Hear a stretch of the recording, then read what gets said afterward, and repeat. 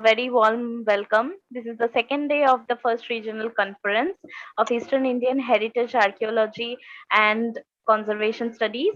Now, I would like to call our director, sir, Phani Mishra, sir, to deliver the welcome address. Thank you. Thank you, Anuja. Hello, everyone, and warm welcome to today's session. I feel honored to welcome all the eminent scholars for taking a keen part in this second session. I welcome you all once again to this conference and hope that you will have a great time ahead. I am very pleased that you all accepted our invitation and decided to join us for this conference with your scholarly paper. I would fail to welcome you all if I don't acknowledge my Honorable Vice Chancellor, Professor Sivasankar Babu, who is the key figure in organizing this great conference which we are doing yesterday, and today is the last day of the session.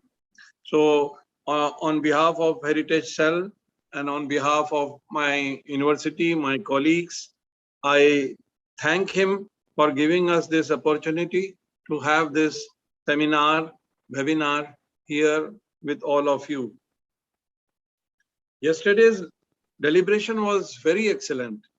We had many good scholars presented their paper with so many suggestions and new ideas. In archaeological field, digitization is one of the greatest means of transforming the academic work of archaeology in the present era. It directs the virtual transformation almost every component of our working in field archaeology. It is a revolutionary achievement, and now time has come when archaeological scientists should take the help for digitizing the archaeological remains. I was very happy to see that how we can make use of this digitization session and digitization suggestions by the scholar, and how can we use for in our institution MAKAUT about exact geometrical characteristics we get with this digitization, the 3D digitization of archaeological conservation of artifacts. For excavation, it is very useful, data collection, etc. So with this, there were so many other important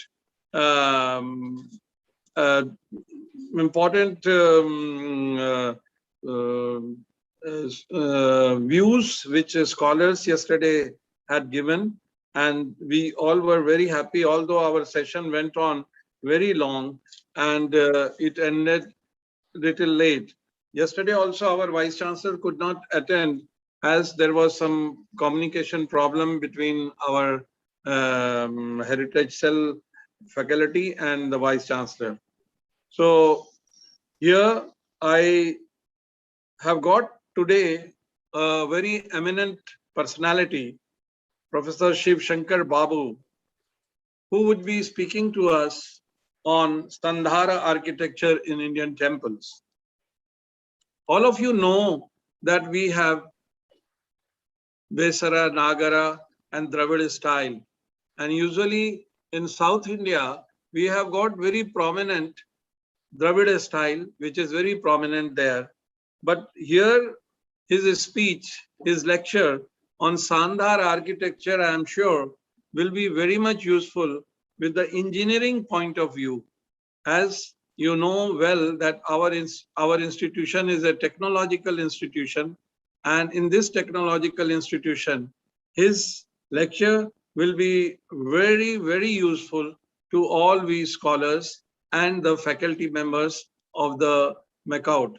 I am sure many of the faculty members of MAKAUT, not only from the archaeological heritage cell, but from various other cells like architecture, engineering, civil engineering, are also the participants of today's lecture of Professor Sivasankar Babu. Along with Sivasankar Babu, we had another 9 participants in this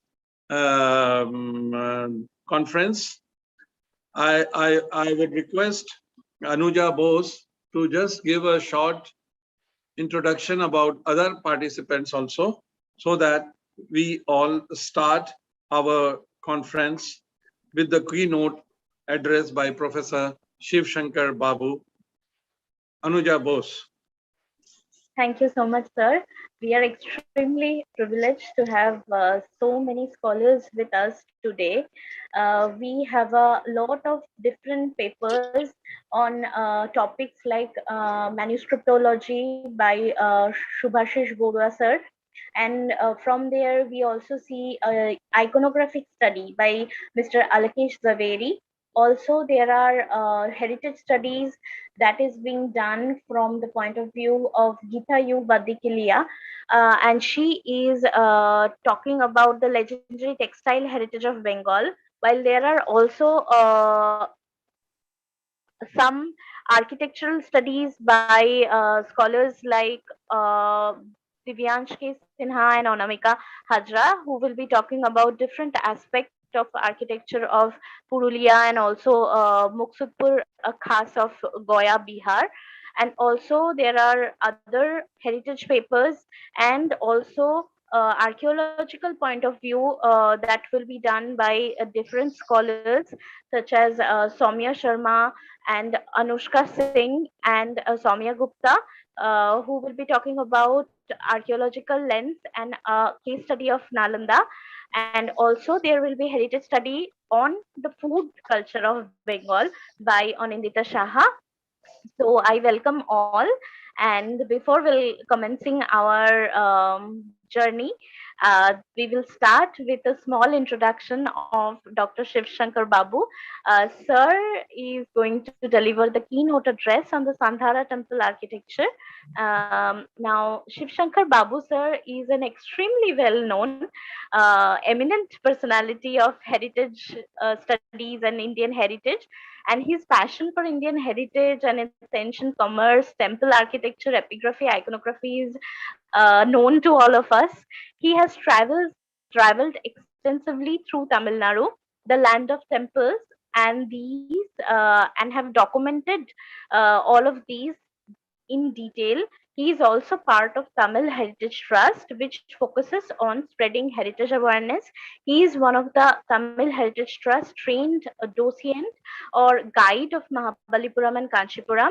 He is involved in Tamil Heritage Trust site seminars, trips to heritage location for 6 and 7 days with 20 plus preparatory lectures by participants in prior 6 months and compilation of them as a tour guide book for on-site appreciation. Covered Bhuvane, he has also covered sites like Bhubaneswar, Badami, Shachi, Kanchi, Tanjavasur, and so far he has also does presentation on heritage subject at groups like several groups, and his YouTube channel is also very famous, Babu for Heritage. It's a go-to place for any heritage videos, and where curated categories and contents of 50 plus categories are uh, available. So we would like to welcome sir with a very warm welcome. And sir, please, the stage is all yours. Namaskar at all. Thank you for an introduction. I think the introduction is longer than my presentation. Thank you for that. Some of the things, okay, I doctor a lot of presentation, and I also do profess certain things, but doesn't make me doctor or a professor. Okay, I am a simple heritage enthusiast, and by profession I am a presentation engineer. Okay, that is the connection to the engineering. Primarily, I do business analysis and then do a lot of work on understanding things and presenting it in a different and better manner, for the common people to understand. That is my target. So today, I have been given an interesting opportunity. Thanks MAKAUT or UTech for giving me this opportunity. That is really interesting, and it's a good chance for me. And certainly, I thank wholeheartedly Phani Mishra sir, who have given confidence on me and then added me to this list of August scholars. That is really great. And definitely, with your blessings and guidance, definitely I'll be able to do a better job. And I also thank Anuja Bose, who was one of my students in the architecture class, and then who supported and make this happen in arranging this excellent webinar. So thank you all for the support. And today, Phani sir's theme was, let us talk engineering in heritage and how engineering helped in heritage in earlier times and how we need to highlight that. So I had taken one aspect of heritage engineering, this is called Sandhara. Let us see how this concept is implemented and handled in our old temples. This is going to be a fairly brief session. Since the time is very short, I am going to be visual. I am going to explain something. Probably at a later point of time, we should be able to show a detailed presentation. I'm sharing my screen now. Are you able to see the screen? Yes, sir. It is visible. Yeah. Good. So today's objective is Sandhara construction technique and examples in southern India. Primarily, why southern India is, even though this Sandhara technique was done even in earlier in Gandhara temples, and we have now old extant temples in Pakistan with the Sandhara technique, and it has been done with the brick temples in a grand way in Bengal. The multi-tier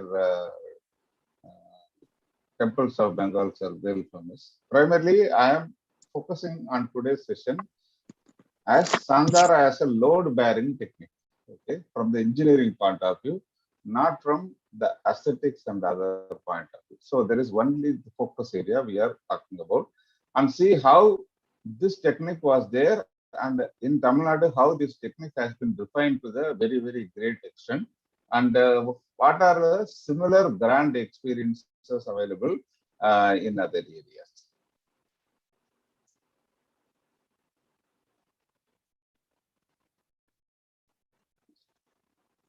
So if you see this is the age-old concept known to man from a very long period, where the arch, the quintessential arch, when you put two walls and then put a curved surface and with a heavy load on top, this is able to handle a great load, better load than a normal weight flat structure.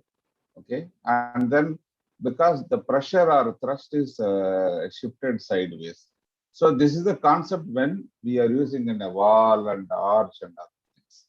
But when you take the same concept and then use it to have a solid structure, and instead of this wall having to bear the load, if the solid wall itself is split into two components and a passage, this is what is called as Sandhara in Indian temples, in the Agamas and other. So in India, we call this as Sandhara, where you have two walls and then passage in between in the Karpagraka. If it is a normal temple, it is called Nirandara. Okay, this is a permanent single wall kind of a structure inside the sanctum. Then this is an age-old concept. Primarily, there has been experimented from ages. What you see is one of this such carbeling and Sandhara type of a structure, which is available in Bibles in Egypt, which is a very old BC period kind of a structure. There itself, they have been using the tunnels deep inside for the load bearing and other things. They used carbelling where both sides are slowly shrinking, and then the load on top is split into these two columns, and then it adds more value rather than simply building a structure. So this concept has been there in Indian temples even during the early temples. Many of the examples which are done in brick are still available in Gandhara and particularly in the Pakistan area, and the early temples, Buddha temples, some of the minor temples are available. Primarily, today, what we are going to focus on is this Sandhara structure when applied to the Vimana, and we have a circumambulatory path under the Vimana around the sanctum, how this is structured and how it is helping take the load of the entire Vimana. When you have a normal horizontal structure with no superstructure, the pressure is less. But when you have a grand superstructure and that too in granite, it creates a lot of issues. So let us see one by one some of the physical aspects of this. One of the earlier known Sandhara structures and examples in Tamil Nadu is in Mahabalipuram near Chennai. This is a monolithic Ratha called Dharmaraja Ratha, which was done during Narasimha Verma Pallava. So this is a three-layer temple, and this Sandhara path is under the Vimana as a circumambulatory path with three levels of tiers and walking pathway. So this is one of the early attempts where they have tried to have a circumambulatory path inside this load bearing so that the load is split to the inner wall as well as in the outer wall by creating an arch inside. So this is how it works, and we have an arch here between the two walls, and this load is gradually reduced by creating inners. Otherwise, at the ground level, the amount of granite and top will be too much, and then the entire structure will crumble.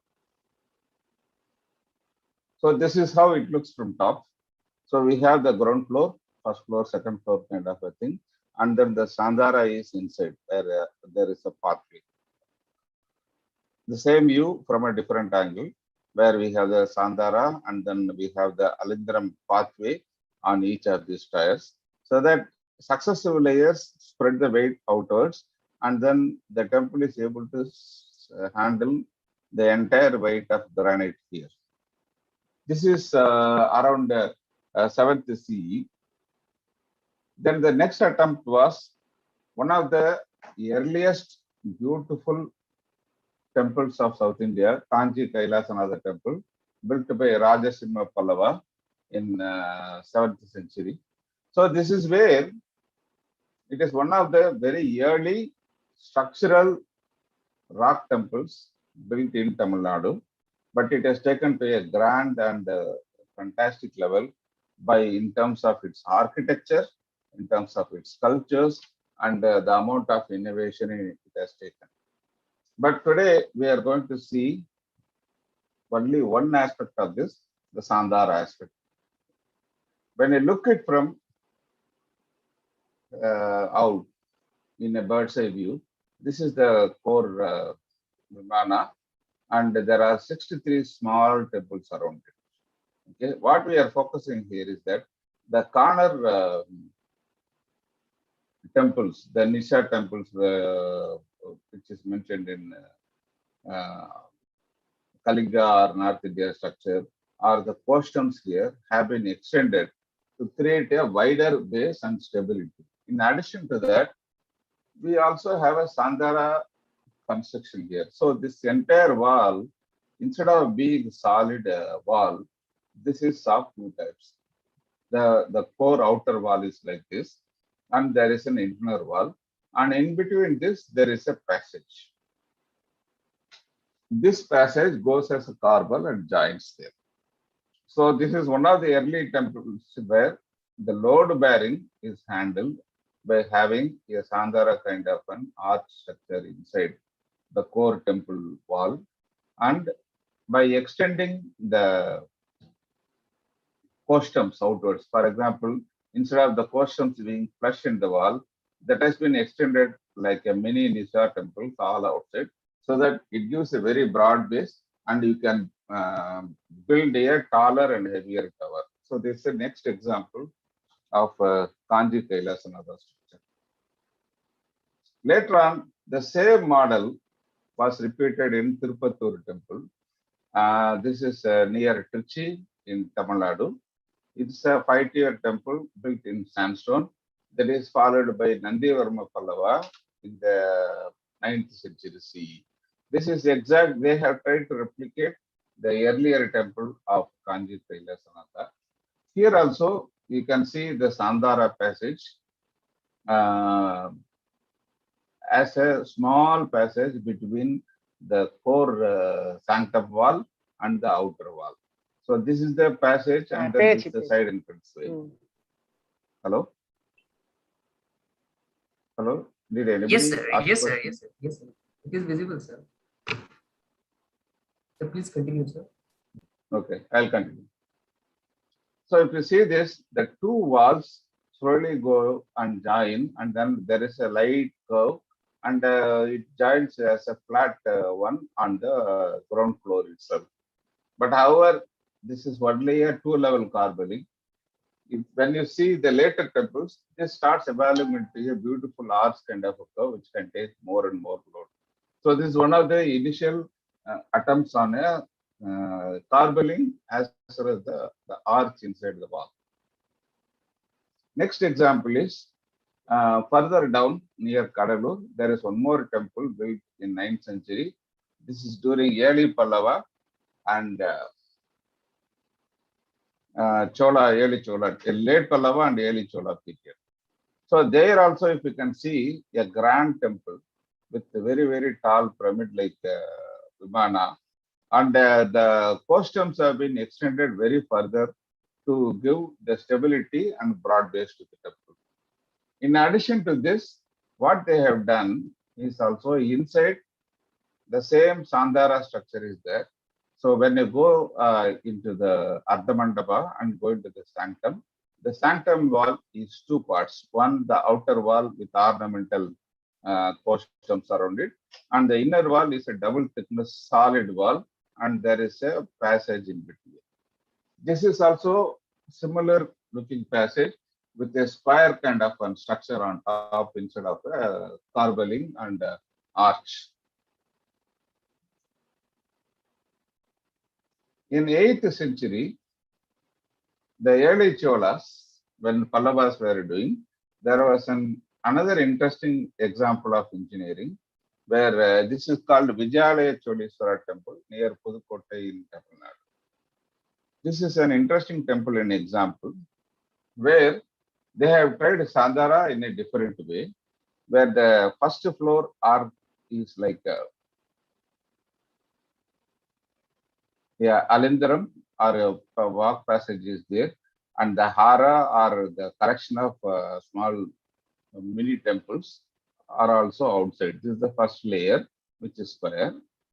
Then you go to the second one, which is Nirandara. So the walls are flush with this one. And when you go to the third floor, suddenly it becomes circular. Then the Griva as well as Sikara is circular. So we have two types of different structures, like Nagara and Vesara combination. You have a square first terrace, and then square second terrace, and the third terrace is the circular one. In terms of load bearing, if you go inside, it is also a Sandhara type of a temple. This is a ground plan where this is the outer wall of this structure. Interestingly, as you would expect, a square inner wall, here we have a circular inner wall. This is beautifully in align with the central shaft containing the Shikara and Griva that flows all the way down into the Karpagraha wall. So the primary load of this structure gets into the inner wall, whereas the next two tiers load gets onto the outer wall. So they have beautifully structured and segmented.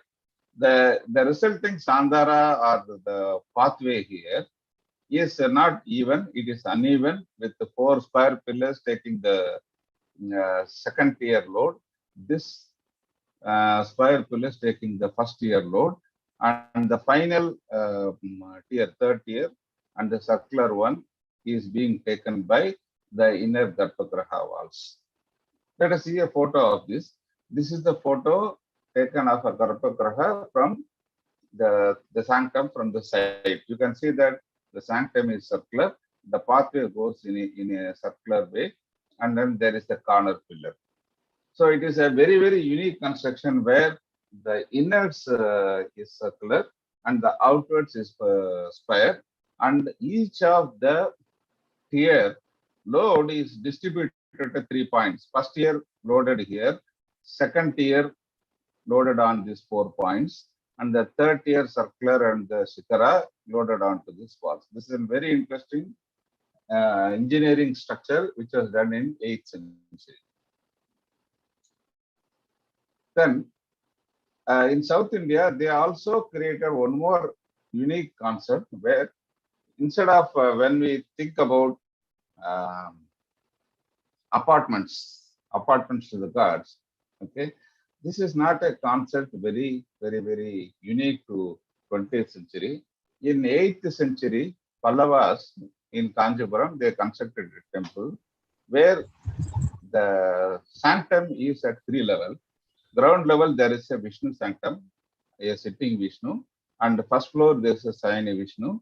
Second floor, there is a standing Vishnu. So for 3 positions of Vishnu, 3 levels of temple, all inside the Vimana. This is another view if you see from straight. Then this is first floor level, this is second floor level, this is the Vimana and third floor level.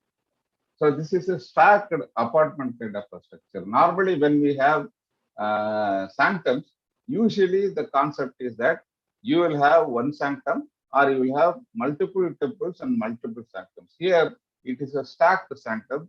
This concept is very unique to Tamil Nadu and not seen in many of the other states. The challenge here is how do you structure it inside within the Vimana? If it is outside, then it is a simple mandapa kind of a structure. When you do this kind of a complex engineering on top of a heavyweight Vimana sitting as a superstructure, there is where the challenge and load bearing comes. Let us see simply how this structure works. First, the inner wall of this is the core up to the first floor. Then this is for one sanctum. The second sanctum of a reclining post Vishnu is built on top of this.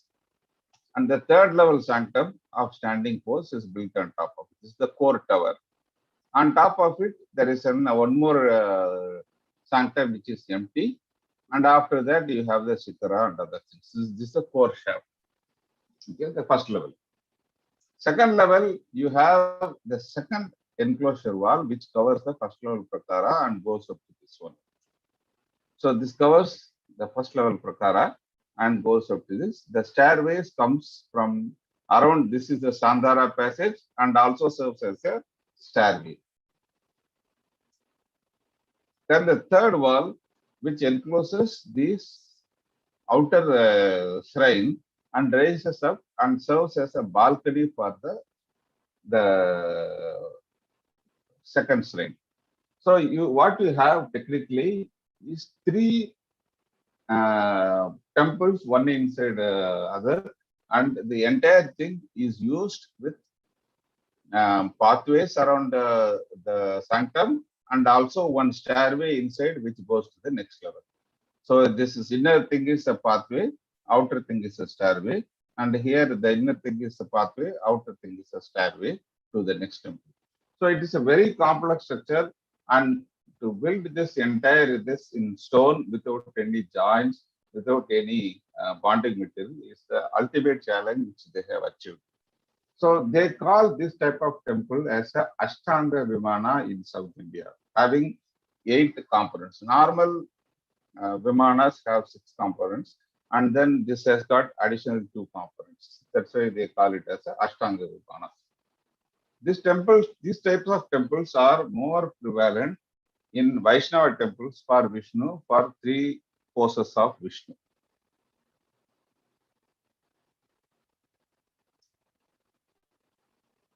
So this model, which was first tried in Mallai Dharmaraja Ratham as a monolithic structure, it was implemented in Kanchipuram in one temple.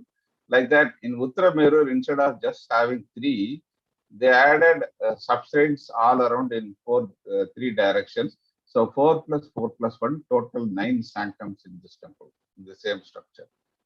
And the same structure was repeated in multiple temples around Tamil Nadu. Tirukostur, Madurai, and Mannar Koil, which is all in South India.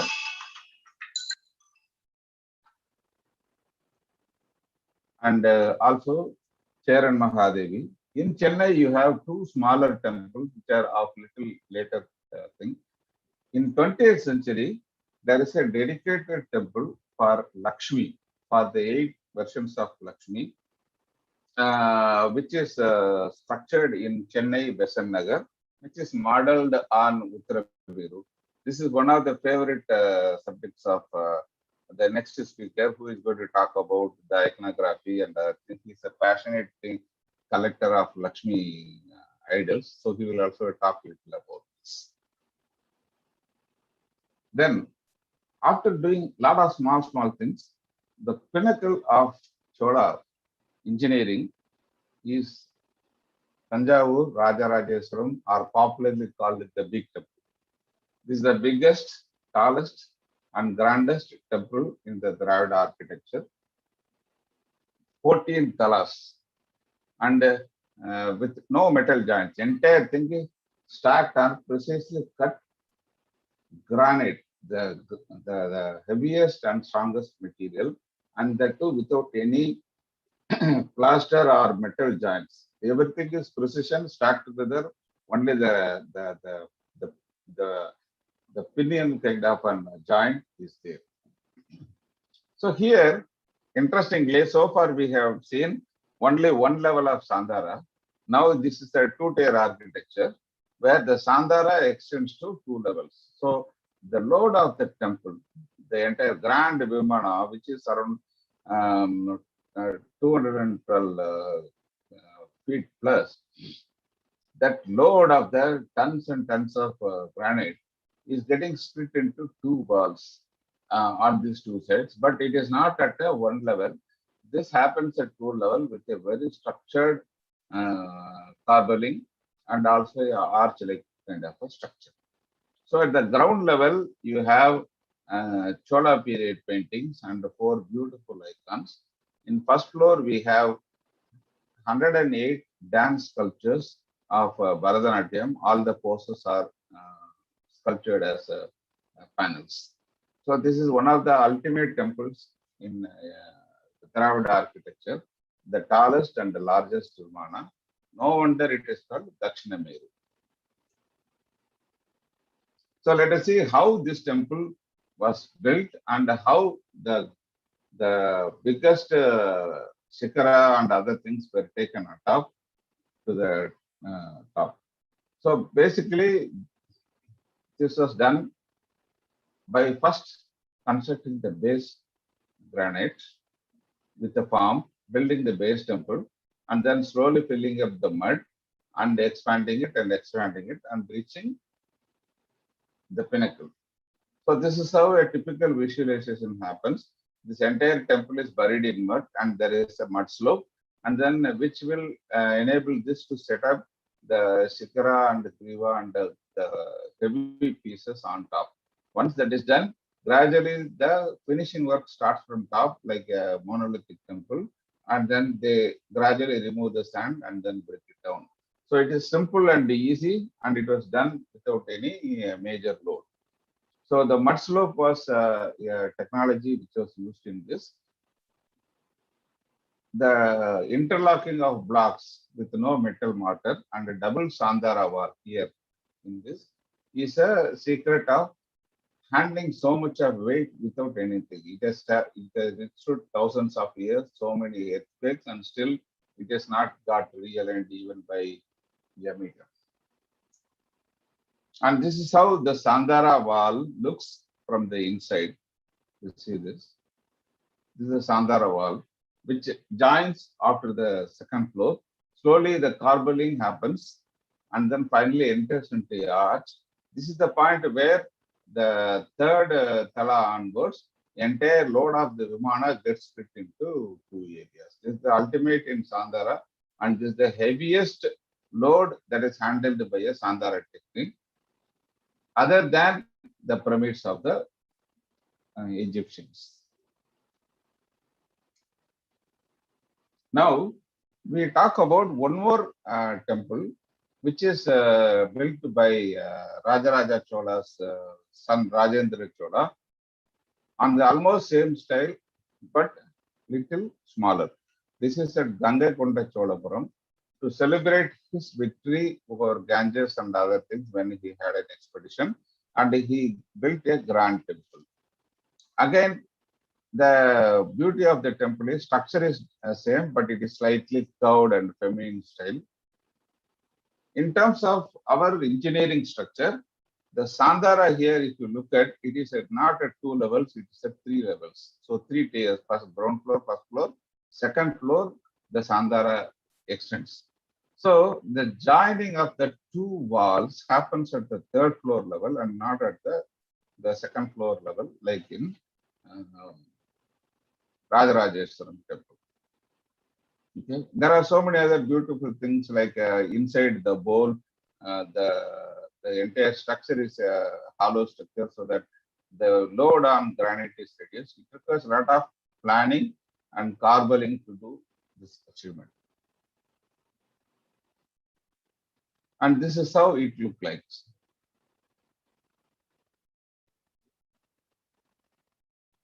So this is the view of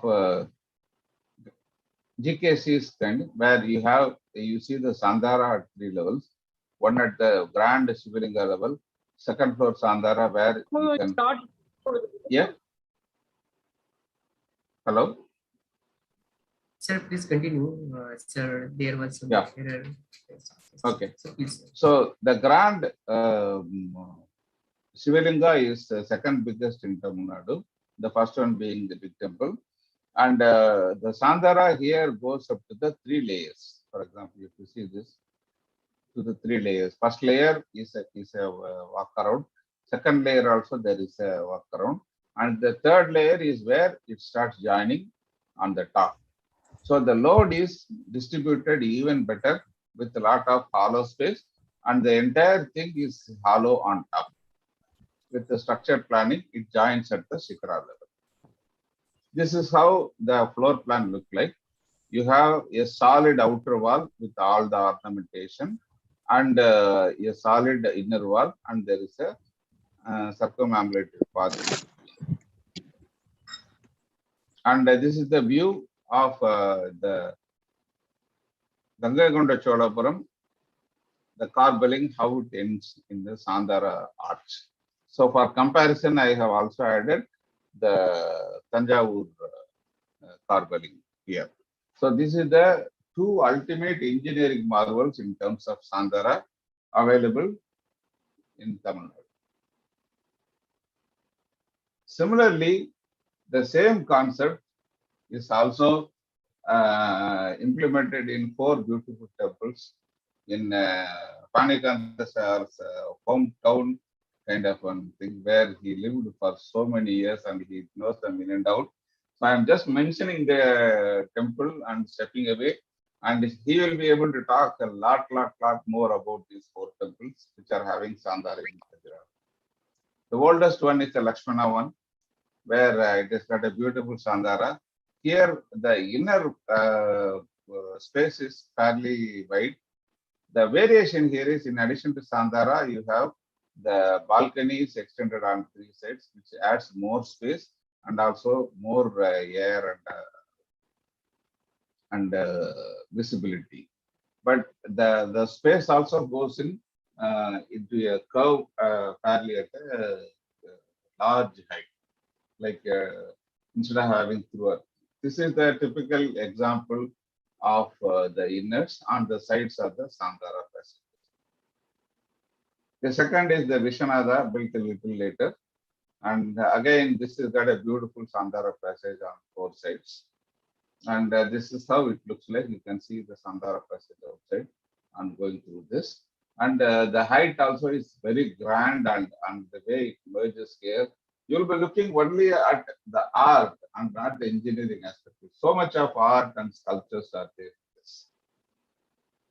The third example is a Chitragupta. Again, it has got Sandhara, but it doesn't have any balcony and others.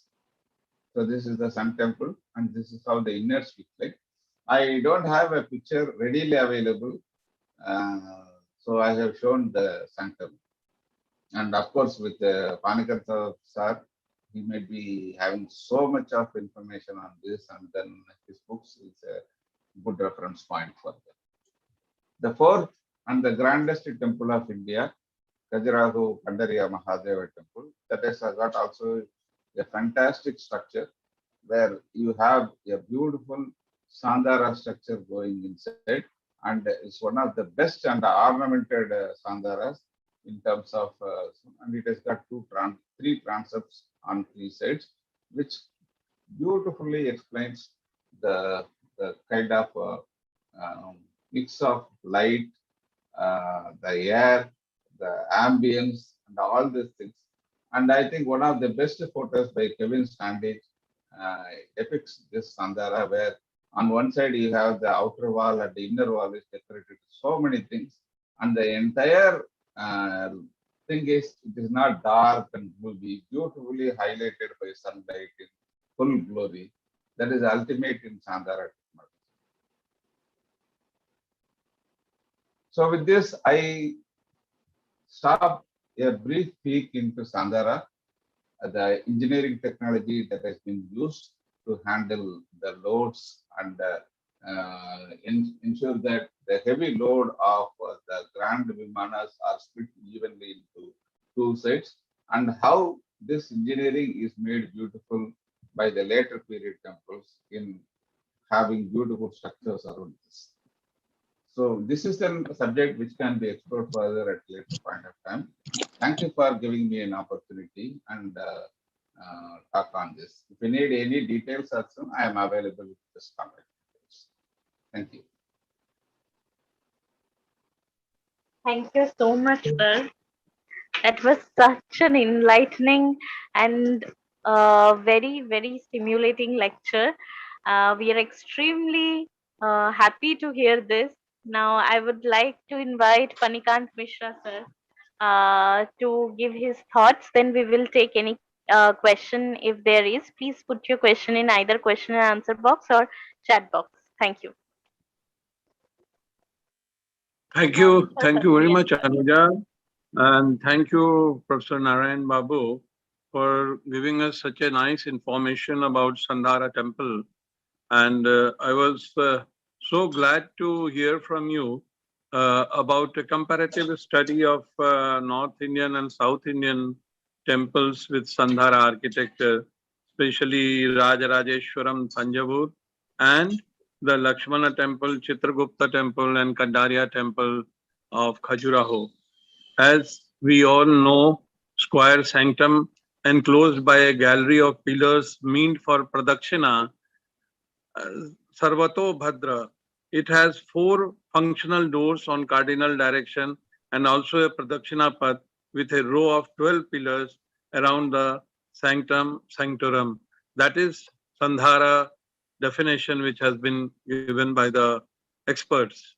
So we are very much enlightened with your very high intellectual lecture, and I'm sure it will be very useful to our listeners. I would request anyone having questions, they should put the questions so that can be cleared right now. Anuja. Thank you, sir. I think, is there any question? I think there isn't. We can take a question answer at the end of the session also, sir. So I think we should just for now move on with the next presentation. With your permission, I would like to go into the next presentation, sir. Yeah, sure. Definitely, if you have any doubts, you can put it in the chat or you can ping Yes. me, email, and other things. I will share the email details. Thank you, sir. Mishra, sir, should we go into the next presentation? Yes, Anuja, you go. Whose presentation is there? Next one. The next one is of Shubhashish Barua, sir. Sir will be talking on Sri Lanka Pali Puthi Ekti Odhayon, which is for our non-Bengali participants and also our other scholars who have joined. I would like to say that it is about the manuscriptological reading and like over study of the manuscripts from Pali manuscripts from Sri Lanka. Now, I would like to give a small